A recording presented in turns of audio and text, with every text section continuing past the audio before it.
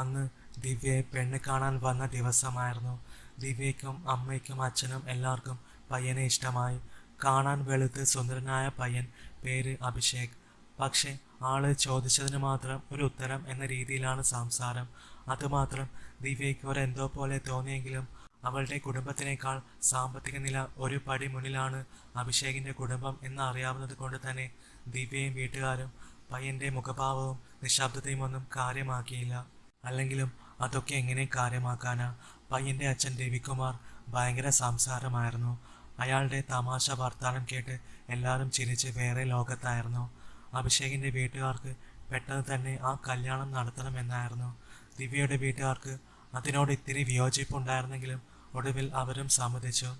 അങ്ങനെ എല്ലാം വളരെ പെട്ടെന്ന് തന്നെ കഴിഞ്ഞു.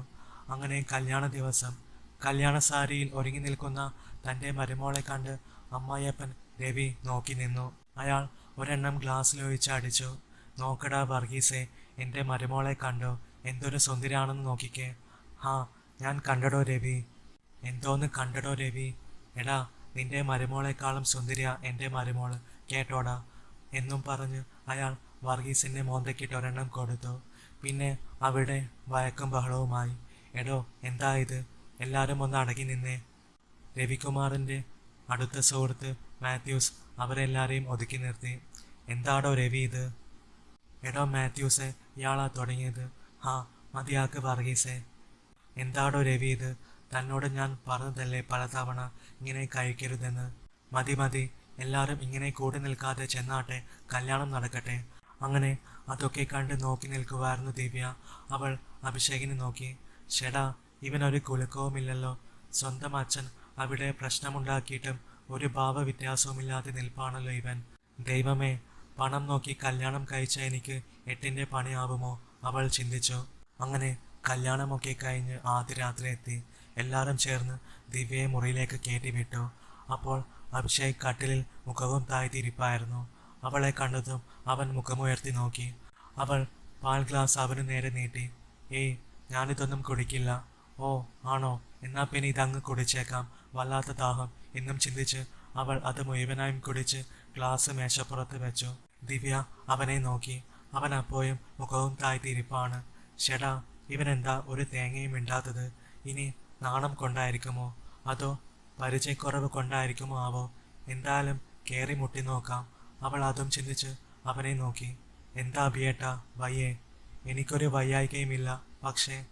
അത്രയും പറഞ്ഞ് അവൻ നിർത്തി. പക്ഷെ എന്തോന്നാ? ഇവന് ബാക്കി പറഞ്ഞ് തൊലച്ചൂടെ എന്ന ഭാവത്തിൽ അവൾ അവിടെ തന്നെ നിന്നു. ഇവനൊന്നും മിണ്ടുന്നില്ലല്ലോ. ഇങ്ങനെ നിൽപ്പ് തുടങ്ങിയിട്ട് നേരം കുറച്ചായി.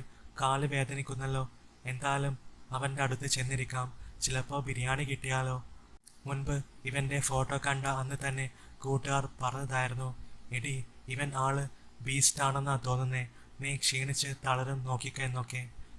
അതൊക്കെ ചിന്തിച്ചപ്പോൾ അവൾക്ക് നാണം വന്നു. അങ്ങനെ അവൾ കട്ടിലിൽ അവൻ്റെ അടുത്ത് ചേർന്നിരുന്നു. അപ്പോൾ തന്നെ അവൻ അവളെ ഒന്ന് നോക്കിയിട്ട് അല്പം ഗ്യാപ്പിട്ടിരുന്നു.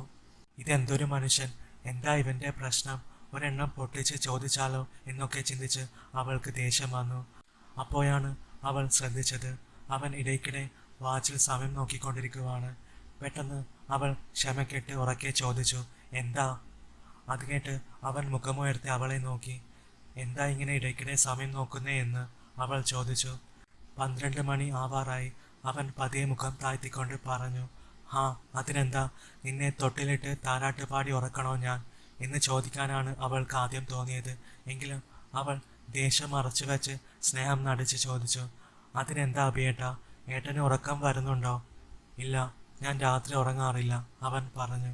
ഏ, രാത്രി ഉറങ്ങാതിരിക്കാൻ നീ എന്താടാ പൊട്ട മൂങ്ങയാണോ? അവൾ പിറുപിറുത്തു. അവൻ എന്താ എന്ന ഭാവത്തിൽ മൂളിക്കൊണ്ട് അവളെ നോക്കി. അല്ല, ഞാൻ പറഞ്ഞത് ഏട്ടന് ഇന്ന് രാത്രി ഉറങ്ങാൻ പറ്റില്ല എന്നാണോ? അത് പിന്നെ അങ്ങനെയാണല്ലോ ഏട്ടാ, നമുക്ക് എന്തെങ്കിലുമൊക്കെ മിണ്ടിയും പറഞ്ഞുമൊക്കെ ഇരിക്കാം. അവൾ നാണത്തോടെ ചിരിച്ച് അതും പറഞ്ഞ് അറിയാത്ത ഭാവത്തിൽ കൈ അവൻ്റെ കാലിൽ വെച്ചു. അവൻ പെട്ടെന്ന് തന്നെ അവളുടെ കൈ എടുത്തു മാറ്റി അവൻ്റെ കാല് ഒതുക്കി വെച്ചു. അത് കണ്ട് ദിവ്യ വല്ലാതായി. ഓ സോറി, സോറി ഏട്ടാ. അവൾ അതും പറഞ്ഞ് മുഖവും താഴ്ത്തിയിരുന്നു. ഹോ, സ്വന്തം ഭർത്താവിനെ തൊട്ടതിന് സോറി പറയേണ്ടി വന്ന ആദ്യത്തെ ഭാര്യ താൻ തന്നെയായിരിക്കും. നാശം ഷോ, എന്നാലും ഇവൻ ഇതെന്തോന്ന് മനുഷ്യനാണ്. ഹോ. പെട്ടെന്നാണ് ഒരു ഞെട്ടലോടെ അവൾ അത് ഓർത്തത്. അപ്പോൾ ഇനി ഇവൻ അതായിരിക്കുമോ? ഏയ് അല്ല, ഇനി ആയിരിക്കുമോ? സാധ്യതയില്ലാതില്ല. ഒന്ന് ടെസ്റ്റ് ചെയ്ത് നോക്കാം. അതെ ഏട്ടാ, ഏട്ടൻ സിനിമ കാണാറില്ലേ? അവളുടെ ചോദ്യം കേട്ട് അവൻ ഒന്ന് മൂളുക മാത്രം ചെയ്തു. അപ്പോൾ ഏട്ടന് സിനിമാ നടിമാരെക്കാളും ഇഷ്ടം നടന്മാരെയാണോ? അവളുടെ ചോദ്യം കേട്ടതും അവൻ മുഖമുയർത്തി അവളെ നോക്കി. അവൾ തുടർന്നു, ഇപ്പോഴത്തെ ന്യൂ ജനറേഷൻ നടന്മാരൊക്കെ എന്തൊരു സുന്ദരന്മാരാണല്ലേ. ഹോ, നല്ല ക്യൂട്ട് പയ്യന്മാരാ. കാണുമ്പോൾ തന്നെ നമുക്ക് എന്തെങ്കിലുമൊക്കെ തോന്നും അല്ലേ ഏട്ടാ? അതും ചോദിച്ച് അവൾ വീണ്ടും അവൻ്റെ കാലിൽ ചിത്രം വരച്ചു. ഷേ, എന്തൊരു കഷ്ടമായത് എന്നും പറഞ്ഞ് പെട്ടെന്ന് അവൻ എണീറ്റു. തൻ്റെ ചോദ്യത്തിൽ എന്തെങ്കിലും തെറ്റുണ്ടായിരുന്നോ? അപ്പോൾ താൻ ഉദ്ദേശിച്ച ടൈപ്പല്ലേ ഇവൻ? അവൾ ചിന്തിച്ചു. അഭിയേട്ടാ, ഞാൻ പറഞ്ഞത്. അവൾ അത്രയും പറഞ്ഞതും അവൻ കൈ ഉയർത്തി മതിയാക്കിയെന്ന ഭാവത്തിൽ. അവൾ മിണ്ടാതെ അവനെ തന്നെ നോക്കി. അവൻ ആ മുറിയിൽ അങ്ങോട്ടും ഇങ്ങോട്ടും നടന്നു. ഇടയ്ക്കിടെ വാച്ചിൽ സമയം നോക്കുന്നുണ്ടായിരുന്നു. അവൾ അവനെ തന്നെ നോക്കി. അവനാകെ വിയർക്കുമായിരുന്നു. ഇവിടെ AC ഓണായിട്ടും ഇവൻ എന്താ വിയർക്കുന്നേ? മുഖമാകെ എന്തോ ചിന്തിച്ച് ടെൻഷനുള്ളത് പോലെയാണല്ലോ. ഒന്ന് ചോദിച്ചാലോ എന്താ കാര്യമെന്ന്? അഭിയേട്ടാ. അവൾ പതി അങ്ങനെ വിളിച്ചതും അവൻ ദേഷ്യത്തോടെ അവളെ തിരിഞ്ഞു നോക്കി. അഭിയുടെ കണ്ണുകൾ രണ്ടും ചെറുതായി ചുവന്നിരിക്കുന്നത് അവൾ ശ്രദ്ധിച്ചു. അവൻ്റെ മുഖമാകെ വിളറി വെളുത്തതുപോലെ ആകെ ഒരു വല്ലാത്ത ഭാവം. ദിവ്യ ഒരു ഞെട്ടലോടെ കണ്ണു മീയിച്ച് അവിടെ തന്നെ ഇരുന്നു. ദൈവമേ, ഇതെന്താണ് സംഭവിക്കുന്നത്? ഇവൻ ഇതെന്ത് പറ്റി? ഇവിടുന്ന് എണീറ്റ് പോയാലോ? മതി, എനിക്ക് ഇവൻ്റെ കൂടെ ജീവിക്കാൻ പറ്റില്ല. ഇത് മതിയാക്കാം ഇപ്പോൾ തന്നെ. അമ്മയോടും അച്ഛനോടും കാര്യം പറഞ്ഞ് മനസ്സിലാക്കാം. അവർ തന്നെ മനസ്സിലാക്കാതിരിക്കില്ല എന്നൊക്കെയുള്ള പല ചിന്തകളും അപ്പോൾ അവളുടെ മനസ്സിലൂടെ കടന്നുപോയി. പെട്ടെന്ന് അബിയുടെ ഭാവം മാറാൻ തുടങ്ങി. അവൻ എന്തോ വയ്യാത്തതുപോലെ അവിടെ തറയിൽ മുട്ടുകുത്തിയിരുന്നത് കണ്ട് അവൾ ഞെട്ടി. എന്ത് പറ്റിയെന്ന് ചോദിച്ച് അവൾ വേഗം അവനെ താങ്ങിപ്പിടിച്ചു. അപ്പോൾ അവൻ ദിവ്യയെ തള്ളിമാറ്റി ദേഷ്യത്തോടെ ഒരു നോട്ടം. അത് കണ്ട് അവൾ ഞെട്ടി. അവൻ്റെ മുഖമാകെ മാറി വരുന്നു. ഇതെന്താ സംഭവം? അവൾ പേടിച്ച് വിറക്കാൻ തുടങ്ങി. അവൻ ഒരുമാതിരി ശബ്ദമുണ്ടാക്കാൻ തുടങ്ങി. അവൾ പേടിയോടെ അവനെ നോക്കിക്കൊണ്ട് കതകിനടുത്തേക്ക് ഓടി. അപ്പോൾ അവൻ പതിയെ രൂപം മാറുമായിരുന്നു. അവൾ വേഗം കതക് തുറക്കാൻ ശ്രമിച്ചു, പക്ഷേ കഴിഞ്ഞില്ല. അവൾ കുറെ ശ്രമിച്ചു, പക്ഷേ കഴിഞ്ഞില്ല. ദൈവമേ, ഇനി എന്തു ചെയ്യും? അവൾക്കൊരെത്തും പിടിയും കിട്ടുന്നുണ്ടായിരുന്നില്ല. പെട്ടെന്നാണ് ആ മുറിയുടെ ജനാലയിൽ ആരോ മുട്ടുന്നത് കേട്ടത്. അവൾ ഒരു ഞെട്ടലോടെ അങ്ങോട്ട് നോക്കി. പിന്നെ ജനാല പൊട്ടിത്തകരുന്ന ശബ്ദം കേട്ട് അവൾ ഒന്ന് ഞെട്ടി. അകത്ത് ഈ സാധനം, ഇനി പുറത്ത് എന്തായിരിക്കും? ദിവ്യ പേടിച്ച് വിറച്ചുകൊണ്ട് ചിന്തിച്ചു. ദിവ്യ, ദിവ്യ. പെട്ടെന്ന് ജനാലയിൽ കൂടിയുള്ള ആ വിളി കേട്ട് അവൾ നോക്കി. ഇതാരാ ഈ രാത്രി പുറത്തു നിന്നും തൻ്റെ പേര് വിളിക്കുന്നേ എന്നും ചിന്തിച്ച് അവൾ ജനാലയിലേക്ക് നോക്കി. അപ്പോൾ ഇരുട്ടത്ത് ഒരാൾ അവിടെ നിന്നും നോക്കുന്നത് കണ്ടു. ദിവ്യ, അവൻ അഭിഷേക്. അവൻ മാറുകയാണ്.